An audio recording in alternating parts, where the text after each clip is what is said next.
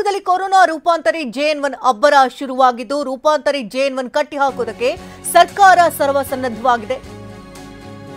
ಕರ್ನಾಟಕದಲ್ಲಿ ಕೊರೋನಾ ಹಾವಳಿ ಹೆಚ್ಚಾಗಿದ್ದು ಬೆಂಗಳೂರಿನಲ್ಲೂ ಕೂಡ ಕೇಸಸ್ ಹೆಚ್ಚಾಗಿದೆ. ಇದನ್ನ ಕಟ್ಟಿ ಹಾಕುವಂತ ನಿಟ್ಟಿನಲ್ಲಿ ಸರ್ಕಾರ ಕಟ್ಟುನಿಟ್ಟಿನ ಕ್ರಮಕ್ಕೂ ಕೂಡ ಮುಂದಾಗಿದ್ದು ಇಂದಿನಿಂದ ಪ್ರತಿನಿತ್ಯ 5,000 ಕೋವಿಡ್ ಟೆಸ್ಟ್ ನಡೆಸೋದಕ್ಕೆ ಮುಂದಾಗಿದೆ. ಇನ್ನು ಕೊರೋನಾ ಬಂದವರಿಗೆ 7 ದಿನ ಹೋಮ್ ಐಸೋಲೇಷನ್ ನಲ್ಲಿ ಇರಬೇಕು. ಕೋವಿಡ್ ಸೋಂಕು ಬಂದವರಿಗೆ 7 ದಿನ ಕಡ್ಡಾಯವಾಗಿ ರಜೆಯನ್ನ ಕೊಡಬೇಕು.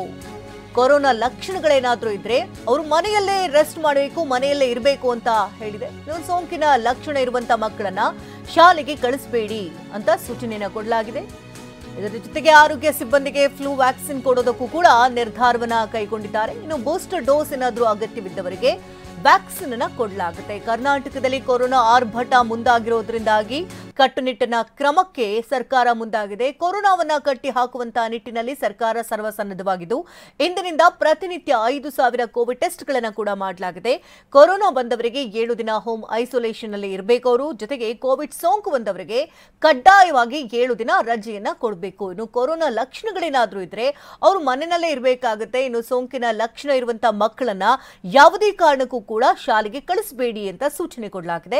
ಆರೋಗ್ಯ ಸಿಬ್ಬಂದಿಗೆ ಫ್ಲೂ ವ್ಯಾಕ್ಸಿನ್ ಕೊಡೋದಕ್ಕೆ ನಿರ್ಧಾರವನ್ನ ಕೈಗೊಂಡಿದ್ದು ಬೂಸ್ಟರ್ ಡೋಸ್ ಅಗತ್ಯವಿದ್ದವರಿಗೆ ವ್ಯಾಕ್ಸಿನ್ ಅನ್ನ ಕೊಡುವಂತಹ ನಿಟ್ಟಿನಲ್ಲಿ ಎಲ್ಲಾ ರೀತಿಯ ತಯಾರಿಗಳು ಕೂಡ ಆಗ್ತಾ ಇದೆ. ಇನ್ನು ಕೋವಿಡ್ ಸಂಪುಟ ಉಪಸಮಿತಿ ಸಭೆಯಲ್ಲಿ ಹಲವು ನಿರ್ಣಯಗಳನ್ನ ಕೂಡ ಕೈಗೊಳ್ಳಲಾಯಿತು. ಯಾಕಂದ್ರೆ ಹತ್ತಿರದಲ್ಲೇ ಹೊಸ ವರ್ಷ ಆಚರಣೆ ಇರೋದ್ರಿಂದಾಗಿ ಮಾಸ್ಕ್ ಧರಿಸುವಂತೆ ಸೂಚನೆ ಕೂಡ ಕೊಡಲಾಗಿದೆ.